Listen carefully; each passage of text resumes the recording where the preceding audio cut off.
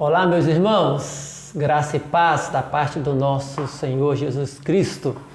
Abram comigo aí a palavra do Senhor no Salmo de número 75. O título do Salmo é O Mestre de Canto, segunda melodia, não destruas. Salmo de Asaf, cântico.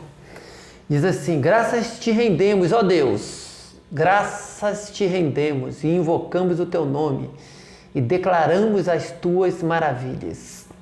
Pois disseste, hei de aproveitar o tempo determinado, hei de julgar retamente.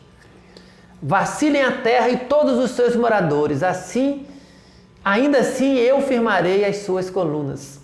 Digo aos soberbos, não sejais arrogantes, e aos ímpios, não levanteis a vossa força. Não levanteis altivamente a vossa força, nem faleis com insolência contra a rocha. Porque não é do Oriente, não é do Ocidente, nem do deserto que vem o auxílio. Deus é o juiz. A um abate, a outro exalta. Porque na mão do Senhor há um cálice cujo vinho espuma, cheio de mistura. Dele dá a beber. Sorvem-no até as escórias todos os ímpios da terra.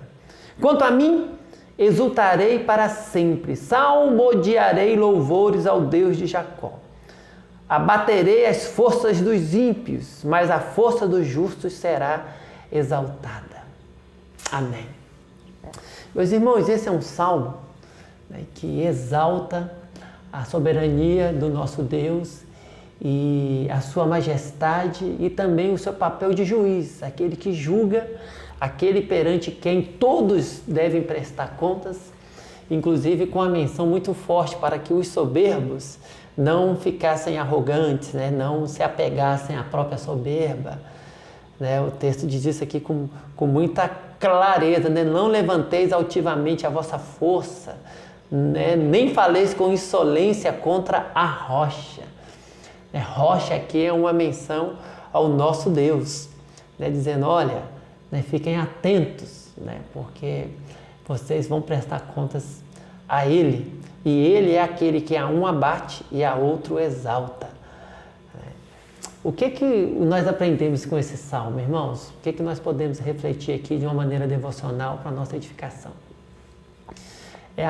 Há dois aspectos aqui que eu te convido a focar a tua atenção. O primeiro aspecto, quando o salmista fala de Deus como aquele que é o juiz, aquele que age, aquele que executa a sua justiça, isso nos lembra um pouco a temática tanto do cântico de Ana, mãe de Samuel, lá no início do livro de Samuel, como também o cântico de Maria, lá no início do livro do Evangelho de Lucas, onde ambos os cânticos fazem menção a Deus como aquele que olha com misericórdia para o seu povo, aquele que faz salvação, aquele que julga retamente. E isso nos conduz à reflexão sobre aquilo que a Escritura nos revela, sobre a salvação em Cristo, a salvação que experimentamos. Isso é algo que vem exclusivamente, totalmente, absolutamente das mãos do Senhor. O Senhor que executará justiça, que fará juízo sobre toda a terra, é aquele que escolheu nos salvar, que por amor nos deu o seu Filho. Então, quando a gente lê um salmo como esse, devocionalmente, nós temos que ser levados a adorar o Senhor com gratidão pela justiça que Ele nos deu por meio de Cristo. É a justiça de Cristo que nos poupará do juízo final.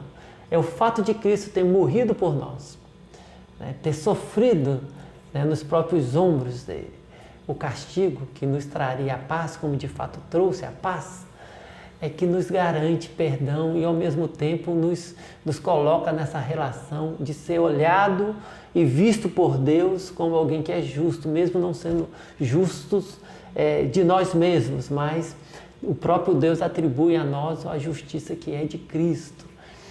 Então, quando a gente lê um salmo como esse, falando de Deus como justo juiz, aquele que abate a um, mas a outro exalta, isso tem que gerar em nós alegria e também gratidão ao Senhor, por termos sido alcançados pela salvação em Cristo.